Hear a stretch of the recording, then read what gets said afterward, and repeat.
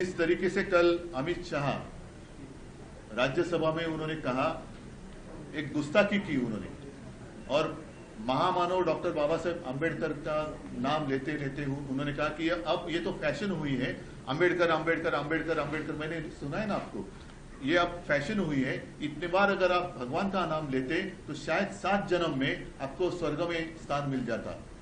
आप होते कौन हो? अम्बेडकर जी ने जो एक व्यक्ति ऐसी है, किसी पक्ष की सीमा उनको लागू नहीं होती। हर एक के दिल में महामानव डॉक्टर बाबा साहेब अम्बेडकर जी के लिए एक स्थान है, और जिन्होंने संविधान हमें दिया, उनका अपमान जिस तरीके से भाजपा कर रही है वो हमें तो मंजूर नहीं है। और इसलिए अब क्या भाजपा और राष्ट्रीय स्वयंसेवक संघ अमित शाह जी के ऊपर कुछ कार्रवाई करने वाले हैं, या उन्होंने खुद कहा था अमित शाह जी को कि ये बात कहो? अब ये देखना होगा।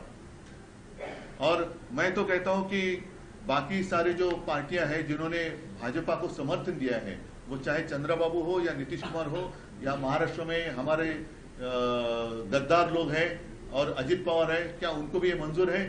रामदास आठवले जी, इसके बावजूद भी अब उनके कैबिनेट में रहने वाले, जिस कैबिनेट में अमित शाह है, तो ये सारी बातें अभी 1-2 दिन में स्पष्ट होनी चाहिए। क्या आप किसी तरह की अपॉलॉजी देख रहे हैं अमित शाह की तरफ से इस पूरे मैटर को देख रहे हैं? नहीं, उन्होंने जो भी गुस्ताखी की है, मुझे नहीं लगता कि उनको ऊपर से कहा गया होगा ही होगा, अन्यथा वो ऐसी हिम्मत नहीं दिखाते। शिवसेना का यहाँ से रोल क्या रहेगा इस इशू को? शिवसेना तो हमेशा शिवसेना का रोल करेगी, लेकिन अब भाजपा का रोल क्या है?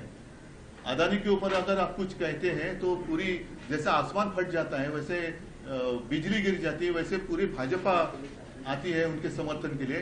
तो अब उनका जो एक नकाब था वो उतर गया है, और उनके दिल में जो एक काला जहर था वो सबके सामने आया है। बीजेपी का कहना है कि वो क्लिप को काट के दिखाया जा रहा है, जो पूरी बात है वो नहीं बताई जा रही। उसके बाद उन्होंने कहा कि कांग्रेस ने किस तरीके से अम्बेडकर जी का, वो कांग्रेस ने जो कुछ किया, कांग्रेस ने अगर गोबर खाया होगा तो इसलिए आपका गोबर खाना सबको मंजूर होगा? कांग्रेस ने अगर गोबर खाया होगा, चलो मैं एकदम स्पष्ट शब्द में कहता हूं, लेकिन जिस तरीके से उन्होंने कहा है, मैंने दिखाया ना, अम्बेडकर अम्बेडकर अम्बेडकर फैशन हुआ है, इसमें काटने की बात क्या है? इतने बार अगर आप भगवान का नाम लेते तो 7 जन्म में आपको पुण्य मिल जाता, स्वर्ग में स्थान। इसमें काटने की क्या बात है? और आपको क्या दिखाना है? अब प्रधानमंत्री से कोई मांग करेंगे? मैं प्रधानमंत्री से मांग, मैं कौन होता हूं करने वाला, लेकिन मैं तो यही चाहता हूं कि क्या प्रधानमंत्री जी अब इनके ऊपर कुछ कार्रवाई करने वाले हैं, या खुद प्रधानमंत्री जी ने कहा था अमित शाह को ये कहने के लिए? ये बात स्पष्ट होनी चाहिए। क्या आप चाहते हैं आरएसएस भी यहाँ पर अपना एक रोल प्ले करे? आरएसएस ने भी स्पष्ट करना चाहिए कि ये अमित शाह का व्यक्तिगत मत था या आरएसएस परिवार का ये मत है। आरएसएस ने कहना चाहिए।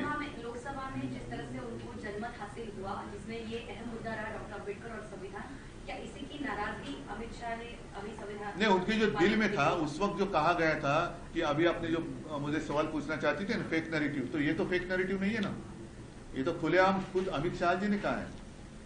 तो इसका मतलब है कि उनके मुंह में राम और बगल में छुरी, यही भाजपा का हिंदुत्व है। तोड़ो फोड़ो और राज करो, यही भाजपा का हिंदुत्व है। और सिर्फ सत्ता जिहाद, सत्ता के लिए कुछ भी वो करने के लिए तैयार हो जाते हैं, यही स्पष्ट दिखाई दे रहा है। और मैं तो कहता हूं, महाराष्ट्र, उनको लगता है कि अब महाराष्ट्र में कुछ रहा नहीं, कुछ भी करो, तोड़ो मरोड़ो, महाराष्ट्र लूटो, गुजरात में लेके जाओ, महाराष्ट्र कुछ कर नहीं सकता, ऐसे उनको अब लगने लगा है। क्या वन नेशन वन इलेक्शन की तरफ ये नहीं, वन नेशन वन इलेक्शन छोड़ो, पहले बाबा साहब अम्बेडकर जी का अपमान जो उन्होंने किया है उस बारे में मैं उनसे खुलासा चाहता हूँ। सर परभणी संविधानाचे